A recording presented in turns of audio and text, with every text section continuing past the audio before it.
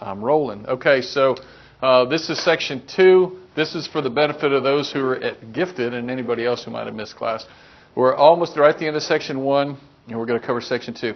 The last thing on section 1 that we'll talk about is the word vernacular. We talked about art, but vernacular is a term that means writing in the local language. So Dante wrote Inferno in the local language. We say it was Italian, but I think this book says it's Tuscan.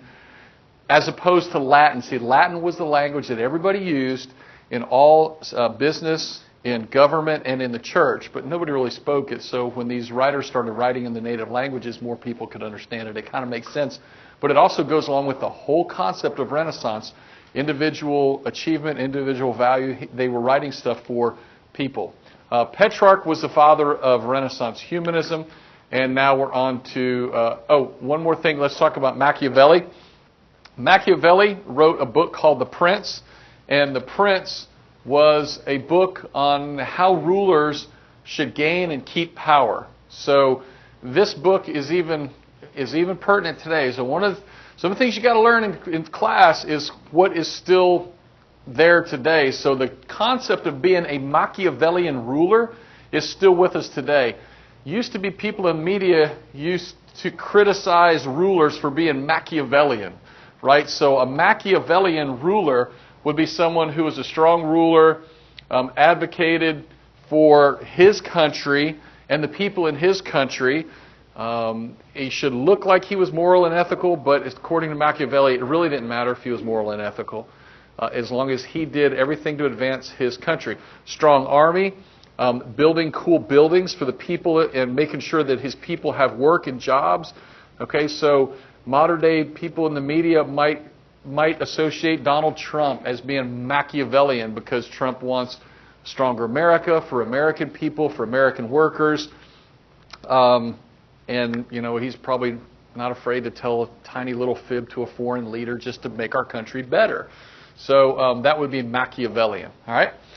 Let's keep going down through here. Northern Renaissance. Okay, so we've talked about the Renaissance, Italian Renaissance. We mentioned the Northern Renaissance.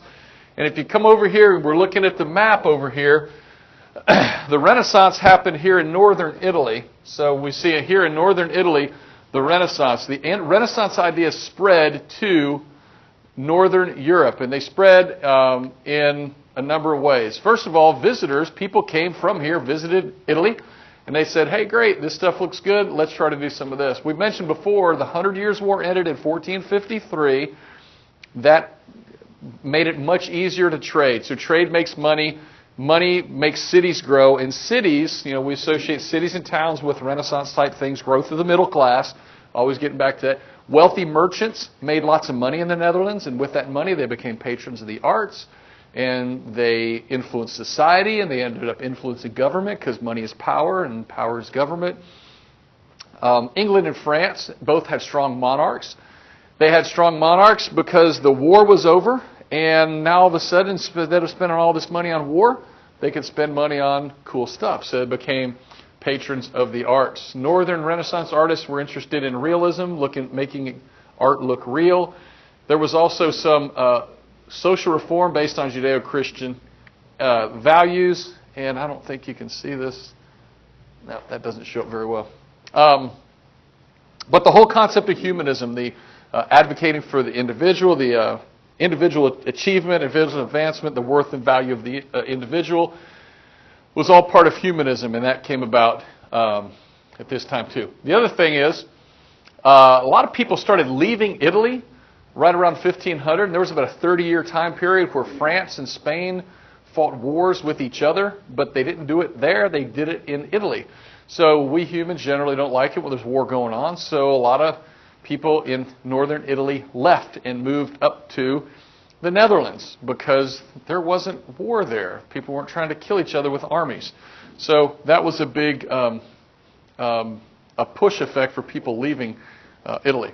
Next, let's see. The most famous of all the battles or wars in Italy was the sack of Rome, 1527. We generally associate the sack of Rome with the ending of the religious wars.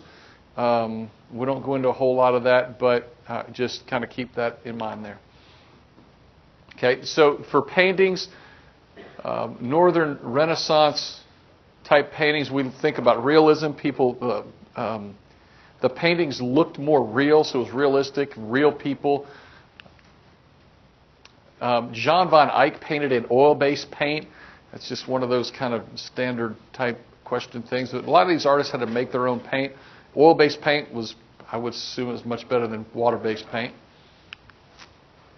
The Northern Humanists, they criticized the Catholic Church, and the whole Christian humanism thing came about. They wanted to promote education. They wanted to reform society. Christian humanists wanting to reform. They were precursors to the whole religious reformation, which we'll talk about in a couple of days. So these humanists wanted to change the Catholic Church because of all the corruption and all the things the Catholic Church was doing that really didn't help people get to heaven. All right. There was a very famous Christian humanist. His name was Erasmus, and he wrote a book called The Praise of Folly, and The Praise of Folly was a criticism of the church, institutions, and merchants. So he criticized the church for being overly, hey, that works. He criticized the church for being overly corrupt and not really, and wanting to make too much money. And he criticized government for being, oppressive. A lot of things maybe we criticize the government for today, not following rule of law, things like that. And he also criticized wealthy merchants for just being too rich and having too much money and just being, gluttonous, I suppose. Okay. Now, another famous humanist was a guy named Thomas More. He was from England. The reason that he's still current in our modern times is because of this word utopia. He wrote a book called Utopia. Now, utopia, the concept of utopia means an ideal place to live. So, periodically, groups of humans will get together to create like a community, and that would be a utopian society. So we still use the term utopian society. So occasionally this will happen in different ways, but that's where we get utopia. Let's see. Women's reforms. There was a lady named Christine de Pizan. She wrote a book called The Book of the City Lady. She advocated equal treatment for girls and boys for education. Now, when she said this, she wasn't meaning educate all girls and boys. There's still the idea that the only people who were educated were wealthy and smart. Okay, so you had to be wealthy and smart to get educated, but she advocated educating women too, or girls too, which makes plenty of sense, because you're going to have a lot of great ideas when you educate everybody, especially those who can be educated. All right. Next, there's this thing called the Elizabethan Age. You've probably heard about it. It gets a lot of play in popular culture. There's various things on Netflix and all that comes from the Elizabethan Age.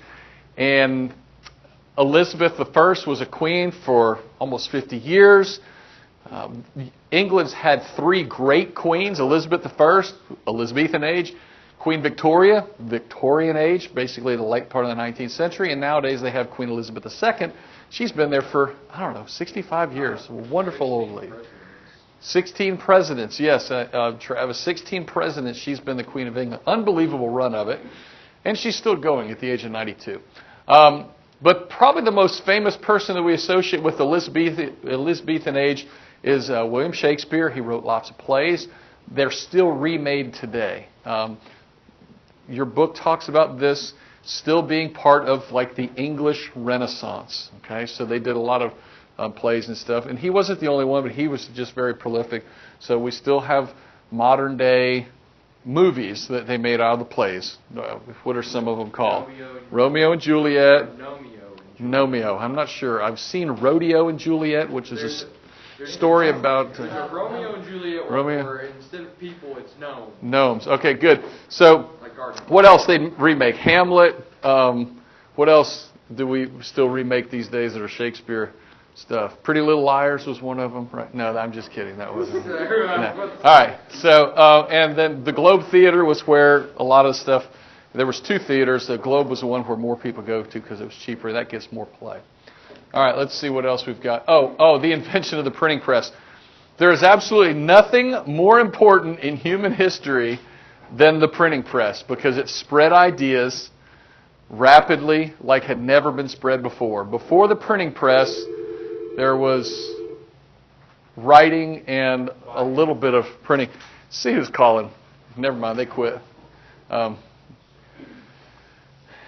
Johannes Gutenberg invented the movable type printing press. He is known as the man of the millennium because once printing was invented, you could spread your ideas very quickly. You just didn't come from word of mouth or writing. You could print them and spread them all over Europe. And this was incredibly important for change in the church because eventually the humanists spread their information all over. And then you had the 95 Theses, and Martin Luther spread his ideas. And it was all because of the printing press. There are still a few of these Gutenberg Bibles left over. We've got one in the Library of Congress. But Gutenberg did not translate the Bible. He just printed it, and he printed a lot of them. And within 50 years, there were millions of books all over Europe. So it was pretty revolutionary. Incredibly revolutionary, because it brought about a great change. That's what the word revolution means. Now, legacy of the Renaissance. We've talked about the art and different things with the art. I'll skip on through that real quick. Changes in society. So the things in society, printing, made information available all over the place. Even illiterate people were benefited because illiterate means you can't read. Even illiterate people benefited because people would read to them. We'll also talk about maps and charts a little bit when we get into exploration. There was a lot of that going on at this time too. Legal proceedings could be printed. So now judges could get copies of other legal proceedings in other places to help them. Government and religious practices were questioned. See, this is one of the things we keep talking about with individual humans. See, if you print a bunch of stuff, like if you print the Bible, people can actually read the Bible, and people can actually read what it says in the Bible instead of having somebody else tell them what's in the Bible. So Martin Luther read the Bible, as did other people, and started to really question the church because he read the Bible, and a lot of stuff the church was doing is not in the Bible, and he was wondering why that was. But the main thing is, and I've said this before, and I'll continue to say it, the expansion of the middle class was huge. It was a huge component of the Renaissance. Trade, development of cities, all these were part of the expansion of the middle class. New types of people got powerful. New types of people started to control government. It wasn't just the nobles. You could be a wealthy merchant and start having control. Okay? So I think that'll about do it.